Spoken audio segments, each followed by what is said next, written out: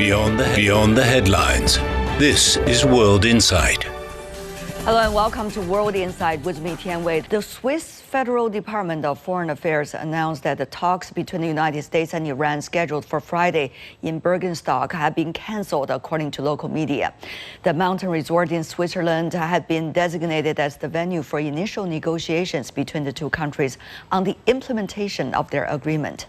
Iran and the United States announced the finalization of the memorandum of understanding, or MOU, to end the war on all fronts, including Lebanon.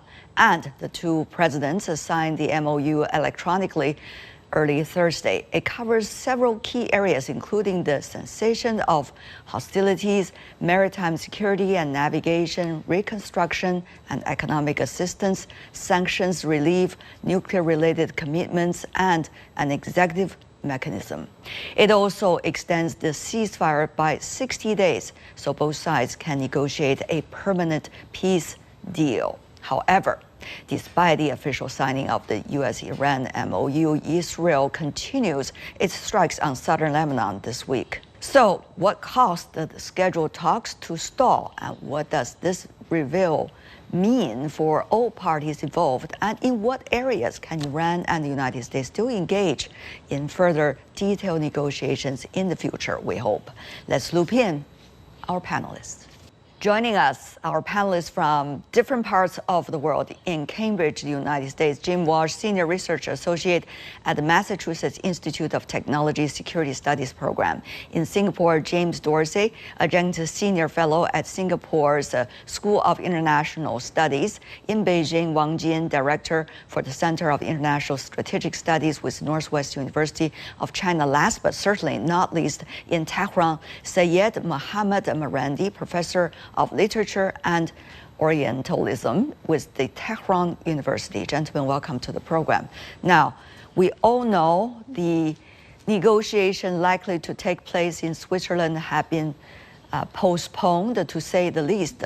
What do you think, Professor Marandi, is the direct reason for this? What does that say to you about future possibility of real negotiations between your country, Iran, and the United States? Yeah, the United States has failed to abide by its commitments already. The degree of dishonesty of the Trump regime is quite extraordinary. They haven't even waited for the agreement for the ink to dry, and Trump has declared that he will not hand over Iranian money. The White House has just put out a tweet saying Iran is finished. The Israeli regime is carrying out genocidal strikes across Lebanon. A friend of mine who is actually a postdoc at a very prestigious university in Beijing, his father-in-law was just murdered 2-3 hours ago in his home in southern Lebanon, which was bombed. He and 5-6 other people were slaughtered in that attack. So the reality of the United States, which it doesn't surprise us. We never expected the Americans to abide by their commitments. We all recall that just a year ago, at the anniversary of the 12-day war, just a year ago, we were negotiating with the United States, and they were secretly preparing for war against us. And this war, too, began as Iran and the United States were negotiating. And the foreign minister of Oman said that progress had been made, and we were attacked. And now we see the United States behaving in the same manner as before. So these sort of circumstances prevent any deal from being implemented, and it's going to prevent the global economy from going back to normal. The Netanyahu and Trump, who are wrecking the global economy, are continuing to wreck the global economy. Mr. Walsh, you certainly see the perspective coming from your Iranian colleague. Your thoughts on this? You've been following on the issue of Iran and many other related topics over the decades. Yes, and Professor Marandi and I have had many discussions over these 20 years, and now, unfortunately, both arrive at this moment in history, which is far worse than it has been at any point in the past. So I agree that naturally Iran is going to assume that either the agreement won't be implemented, the MOU, in part because Israel will seek to defeat it undermine it with attacks in Lebanon, or just because Trump might change his mind. So if you're sitting in Tehran, of course you're going to sign the agreement, but assume it's not going to last. And frankly, I'm sort of skeptical. You know, the 60-day clock started when they signed it, 60 days to negotiate the entire nuclear issue that took years for Obama to negotiate. I don't think that's going to happen. I don't think it will happen, and it will just get pushed off. I do think, however, that the core of this, I'm going to call it a separation agreement rather than a diplomatic deal, this separation agreement where we have lifting the blockade and lifting, allowing passage in the Strait of Hormuz, I think that's likely to stick. And basically what we're seeing is the U.S. slow motion or fast motion sort of walking away from the entire problem. It started from the U.S. unable to rein in its ally Israel, with the latter's attacking Lebanon, and therefore reactions very strongly coming from Iran, as in the earlier both negotiations, MOUs, and possibly future agreements. Lebanon, the security of it is an important part. So, Mr. Walsh, how much, many would ask, the U.S. has its impact on Israel, or the U.S., the current administration, does not want to exercise that impact? Well, I think we're going to put that to a test. Trump is of the view that he's in charge of everything and believes that he can order Israel to back down. And he has gotten them. You know, what's happened is we've had a series of sort of false steps towards a ceasefire. When you're on the verge of a ceasefire, you see Israel increasing its military activity to secure gains before the ceasefire holds. And then Trump saying, stop, you got to stop. But now in Israel, there's a domestic political piece here. There's an election. Netanyahu is being criticized from the right, saying he's not tough enough. It's not clear where the Israeli public is after, you know, all these years of traumatizing war. So I think for the first time ever, there is some question about the future of the U.S.-Israeli relationship. Trump is the sort of person where he could just walk away. But I think Israel realizes that they depend on the U.S. for military supply. And you know, right now Europe is focused on Russia. So it's still hard to believe that this is going to lead to a break. But we are in uncertain waters in the U.S.-Israeli relationship like we've never seen before. Professor Morandi, how do you see, as your colleague, Mr. Walsh, clearly illustrated that both of you were in this kind of discussion over the past decades. So what does that say about the current U.S. administration's power in persuading its ally, Israel? How much does Iran originally has about this MOU and the U.S. willingness to exercise it? According to, as we know, Iran's supreme leader, Mujtaba Khamenei, he posted on X suggesting that the MOU signing, saying he had granted permission for it, but held a very different personal view only when the Iranian president provided a guarantee that he eventually signed on it. But of course, it's a very different story now if you look at it. So, Professor Morandi, your thoughts on this? I think Ayatollah Mujtaba Khamenei was correct.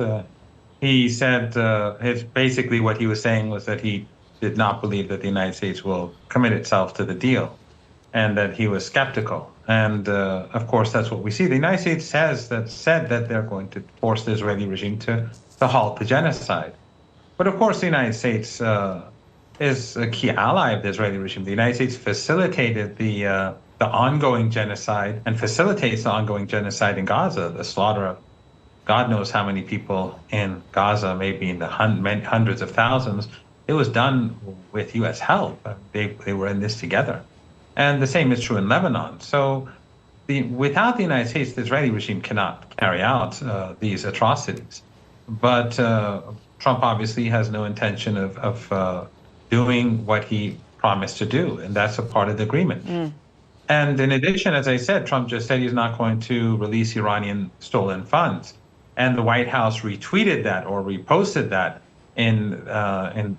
online. So I'm increasingly suspicious that that any part of the deal will be able to remain intact, because Iran is not going to allow the United States to get away with these violations and then carry out its side of the bargain. It's just, I think it's unthinkable.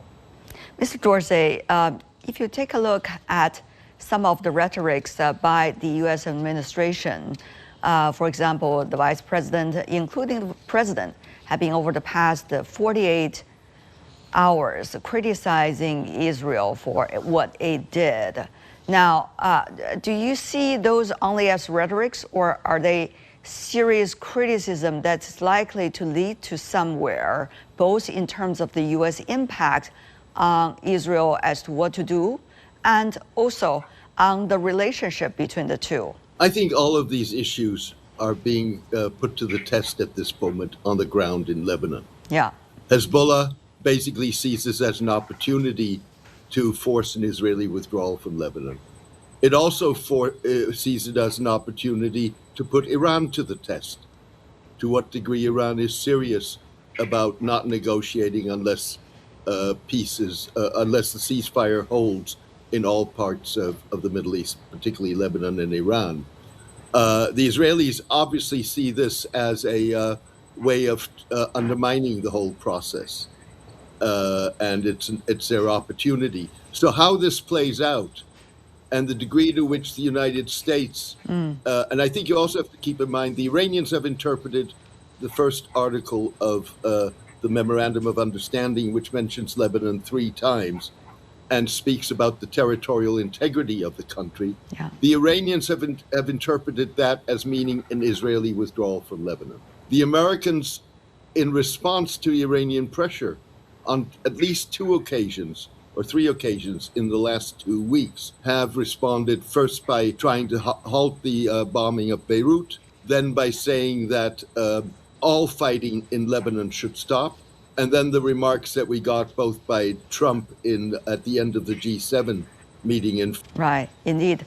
Not only that, but also the nuclear material, as we know. On the nuclear question, the MOU originally signed by both sides talk about Iran, quote, reaffirms that it shall not procure or develop nuclear weapons, and that both sides, quote, have agreed to resolve the disposition of stockpiled enriched material pursuant to a mechanism that will be eventually mutually agreed upon. Become a big question mark given what is happening right now. Both sides now are reluctant to come back to the negotiation table as a result of many things happening in between. So let me go to you, Mr. Walsh. Once again, on the nuclear issue that's been there for decades, many rounds of negotiations inside the United States now, increasing comparison between what this administration has been doing and the earlier, especially Obama administration on the issue. Any takeaway about that? They've pushed it off. I'd be surprised. 60 days will pass, and this MOU will either crash and burn or it'll survive. But even at the end of 60 days, my prediction is they are not going to get a nuclear deal done, and so they'll extend it. That's in the MOU. They can extend it. They can extend it forever. But as I said, I think this is primarily not about those issues. It's primarily a swap for no blockade, for no closing of the straits. And I think the U.S. is getting ready to walk out of town and doesn't really care about agreements that much. If the straits open, do they really care about what happens in the Middle East? I don't think Trump does. So he's threatened to pull out of NATO. He keeps edging closer to pull out of NATO. And this, especially if he's arguing with Netanyahu, what is keeping Trump in the Middle East? I don't know what it is. I think this may be the beginning of them walking away, in which case all that other stuff is going to have to be settled up by the warring parties in the region, which is now set aflame. So basically Trump has lit a match on the region. He's going to walk away, leaving it in far worse shape, where everyone is worse off. Iran's worse off. Israel's worse off. Lebanon's worse off. The kingdom's worse off. Everyone is worse off. But now Trump is going to say, whatever, man, I'm out of here. I think that's what we're looking at.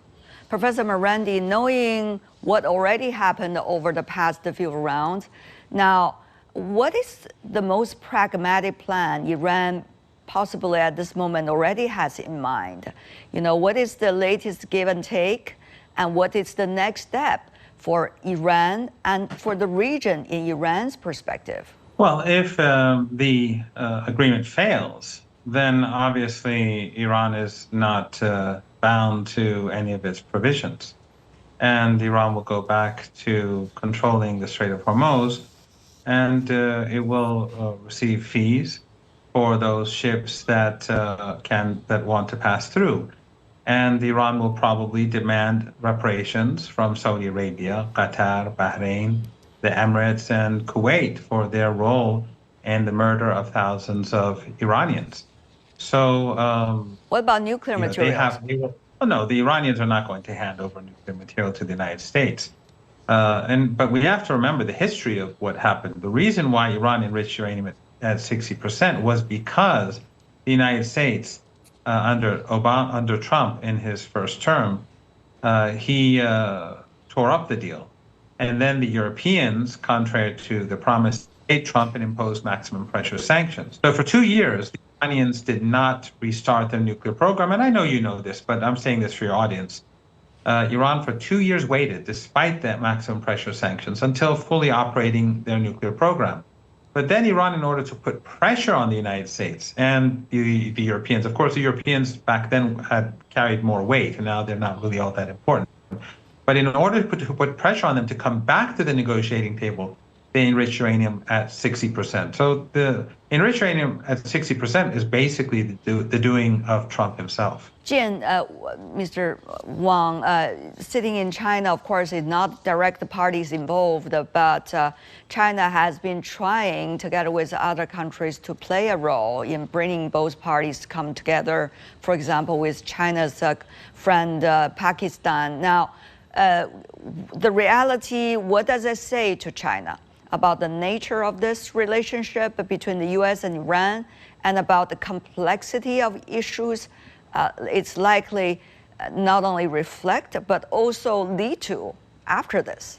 Of course, I think from China's understanding, we expect and we hope that the peace could be maintained because it actually benefits everybody, including the regional countries. Of course, China would be included. And also the second one that we hope that the peace opportunities could be enhanced by the negotiation possibilities and the negotiation tables held in Switzerland. And also given that we know that this kind of the distrust and divisions between the United States and Iran are still very salient. But we hope, of course, China hopes that the negotiation but process as you know, could be those hopes have probably popped already at this moment. So how is China looking at the situation, pragmatically speaking? Because China's interests, certainly with others, are all related to this. I mean, the world, you could argue, is related to this. Well, saying that, Tianwei, I know that what you mentioned. So first of all, I cannot represent the whole China. I'm not the official of the Chinese government. But I want to say that actually, let's be frank, the deal itself, per se, is not so successful. The deal is the starting point. And if we look at what happened during the past, 1 year, what happened in the Gaza Strip, they have the phase 1, phase 2, phase 3, but then phase 1 started. It means that the war ended. So what happened next? No breakthrough. So what happened in the other parts of the world, they were always kind of the phase 1, phase 2, phase 3. But then when the kind of the ceasefire was maintained, then no breakthrough followed. So I think this will happen again. In the deal per se signed by the United States and Iran is just the very, very opportunity for the both sides to finalize the ceasefire with a text. So that's why the both leaders could sign their names to say that, okay, now the war is over. Let's start the negotiation process. But the negotiation process could lead to nowhere. So that's why China's stance, as I say, is always clear. We hope that the peace could be maintained. We hope that the possibilities of the negotiation could make some breakthrough. But let's be frank, we have to face the difficulty and the obstacles. Difficulty and obstacles, of course, come out of the many dimensions. But we have to be confident because we have no other choices. If the war come back, everybody will be negatively and strongly negatively affected. So I think that's why China would stand together with not only Pakistan, but also the regional countries and the international community to help them, United States and Iran, to go back to the negotiation table to find opportunities for peace as expected by everybody. Mr. Dorsey, as Mr. Wang explained, we have no other choice but have to work on it continuously, despite of the latest setback. Mr. Dorsey, the world's fate is hanging on this. The Strait of Hormuz, for example, extremely important. The peace and stability in the Middle East, many issues are related to this. Now, what does the latest once again say to the rest of the world about the nature of this issue, and also about the fallout, as we are already seeing after both sides failed to come together as earlier planned, the lasting impact for the region? What I'm saying is there's one more reason why I think this may all come to naught, and that's a domestic reason. If you look at the balance of the memorandum of understanding, and if you were to express that in World Cup terms, it's Iran 1, America 0. Essentially, Iran got what it wanted, and Trump got what he had. The language in which Iran pledges not to develop, acquire, or produce a nuclear weapon is word for word the language of Article 3 of the 2015 International Agreement that curbed Iran's nuclear program. The Strait of Hormuz was open before the war. It was closed because of the war. I think the result of all of this is going to be that you're not going to see, and certainly not immediately or in the foreseeable future, a withdrawal from U.S. forces from the Gulf. That is to say, those forces that were not added in advance of the assault on Yemen. But what you are going to see is a restructuring. The Gulf states are going to want it to be much more conditional, much more consultative, and at the same time, they're going to diversify in terms of defense relationships with China, with Pakistan, with Europe, with Turkey. But I don't think that you're going to see an immediate withdrawal. The Gulf, ultimately, you're going to see some sort of regional security arrangement that is negotiated by the Gulf states and Iran.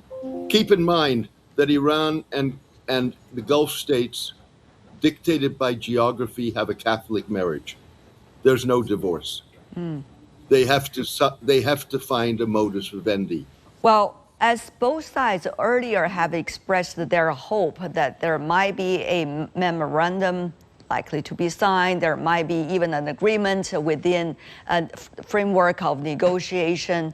We see other countries already rush to send their congratulatory remarks to both sides. For example, earlier the G7 summit just wrapped up, about which leaders coming from the UK, France, Germany, and Italy signed what they're already ready to lift the sanctions once the deal is reached, and many other issues. So now, Mr. Wang, how are you observing the latest situation?